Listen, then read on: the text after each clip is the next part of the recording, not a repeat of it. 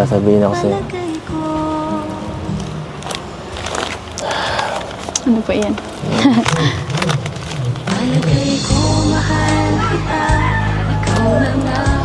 Nahihirapan ako sabihin. Dadalawang isip mo. Gusto kita. At si Kalingap Edu ay talagang totoo na mga Kalingap na nahuhulog sa isa't isa. Basta, ako nakahanap na ako dyan ha.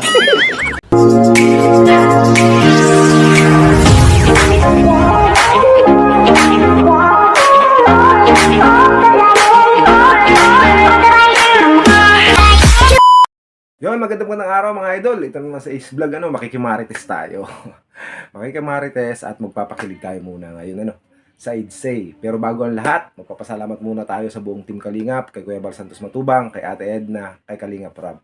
At sa lahat ng mga membro ng K-Boys, maraming salamat sa inyo sa pagpapasaya at patuloy na pagtulong sa mga nangangailangan, Ngayon mga idol, bibigyan ko lang kayo ng video, mga video clip lang na magpapatunay kung ano na nga ba ang estado ng EDSA, Ngayon, panoodin natin ang unang video. Umiinit ba dito? Pag nandito ako, umiinit dito. Nandito po, kinakabahan po ako ay. Kinakabahan ka. Alam mo, parehas lang tayo kinakabahan eh. Pero, may isang gusto lang akong sabihin. Huwag kang kabahan kasi alam mo na, parehas lang naman tayo eh. Ako kinakabahan din ako.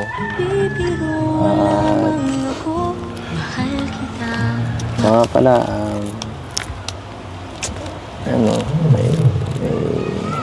paano ba to? Sasabihin ako sa'yo. Ano po yan?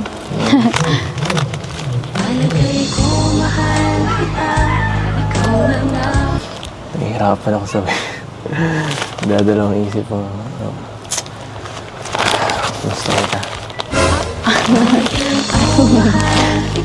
Ano po? Ano po yan? Wala. Mga idol, panood na natin. Sweet naman, Dito sa video na to, mapapansin natin talaga.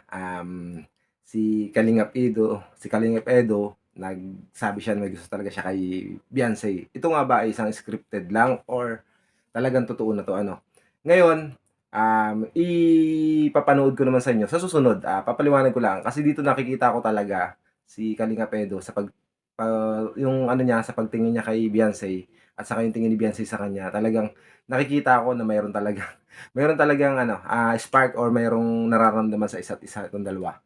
Pero ngayon, para mapatibay natin kung ano talaga yung napapansin natin sa kanila, panoodin ito.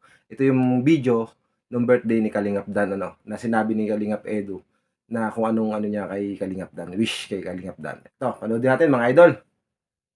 Happy birthday kay Brother Dan. 30th birthday na pala ni Dan, Yeah, grabe. Tumatanda tayo, Dan. Dapat maghanap-hanap na tayo. Basta, ako nakahanap na ako Dan, ha. So, ayusin mo na. Yan nga mga idol, nakita natin. Di ba sinabi niya ron sa wish ni Kalingap Edu, kay Kalingap Dan na maghanap na ng, alam niya, makaka-partner kasi kakaedad na sila. Pero si Kalingap Edu daw is meron na. Kaya alam na natin kung sino yon or di rin natin masasabi kung talagang si Beyonce yun, Pero mayroon tayong isa pang namarites na nakita natin, ito pong video nito ay credit kay Kuya Jens, isang reactor, isang Kalingap Rob Stop Reactor na si Kuya Jens TV Vlog. Ngayon, panoodin natin ano ang mga marites natin kay Kuya Jens TV Vlog. Panoodin natin ito mga idol. So mga Kalingap, alam nyo ba, nalaman ko mga Kalingap na si Beyonce mga Kalingap at si Kalingap Edu ay talagang totoo na mga Kalingap na nahuhulog sa isa't isa mga Kalingap. So nalaman ko kasi mga Kalingap na si Beyonce pala at si Edu, kaya talaga sila nagkaroon ng love team. Kaya nagkaroon ng love team na EDC, mga kalingap.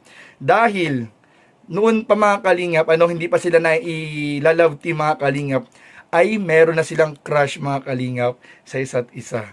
So, grabe mga kalingap, talagang nalaman ko. Kaya pala ganun ang mga kilos na lang nila, mga kalingap. Kaya ganun lang ang mga kilos sa tinginan nila, mga pagsasalita nila, at yung mga nakakiling nilang eksena, mga kalingap. Dahil, legit pala talaga, mga kalingap, na bago sila naging love team, IMU na sila dahil crush po nila, mga kalingap, ang isa't isa. So, grabe mga kalingap. Kaya, sabi ko kanina, mas lalo akong kinikilig habang ini-edit ko yung video kasi pag alam mo na yung katotohanan, tapos ini-edit mo yung video, mas lalo mo siyang ma-feel, mga kalingap, grabe. So yun lamang po mga kalingap ang ating marites ngayong hapon at sana natuwa po ang lahat ng supporters ng EDC and sa lahat po ng supporters si Kalingap Edu. Maraming po salamat mga kalingap and please don't forget to like, comment, share, and subscribe sa ating mga video. Maraming po salamat. God bless. Bye-bye. Huling-huli na, noong pa pala, talagang si Beyonce at si Kalingap Edu, hindi pa ginagawa yung love team ng Kalingap na EDC, is meron na talagang crush sa isa't isa itong dalawa. Ngayon, matibay ng ebidensya mga idol. At magpapatuloy ito, magpapakilig sa atin mga idol ng EDC. Sobra-sobra na ito. Mekos-mekos na yan, sabi nga ni Kuya Nico, si Kuya Nico, alam na natin yun. Mekos-mekos na yan mga idol. Tuloy-tuloy lang yung pagpapakilig sa atin ng Kalingap na rin. At saka itong love team na tong EDC, parang totohanan na to. Nakikita ko naman sa mga mata nila na MU na sila matagal na. At alam natin na si Beyonce talagang hindi pa binablog or hindi pa nagkakaroon ng love team. Ay, crush na si Kalingap Edu. Sa mga tingin pa lang, titig. Natatandaan nyo ba mga idol yung vlog ni Kalingap Rob kay Beyonce na halos hindi mapugkat yung tingin. Kinakausap yun na ni Kalingap Rob.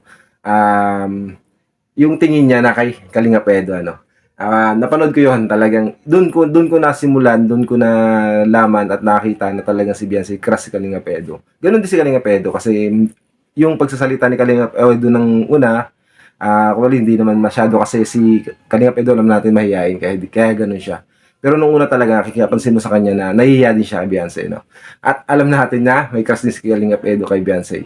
At nang hinayang lang ako pa mga idol dun sa pinaulit-ulit pa ni Beyonce na tanongin si Kalingap Edu na kung ano yung sinabi niya. Kung inulit kaya niya yun mga idol, ano kaya magiging sagot ni Beyonce? Yun ang inaantay ko mga idol. Hindi lang talaga inulit ni Kalingap Edu. Gusto ko talagang malaman kung anong sagot. Pero darating ang panahon, malalaman natin yung mga idol. Marami tayong mga marites na malalaman. Yan mga idol, tatapusin ko na ang aking konting pagpapakilig at marites sa inyo. Maraming salamat po. God bless po.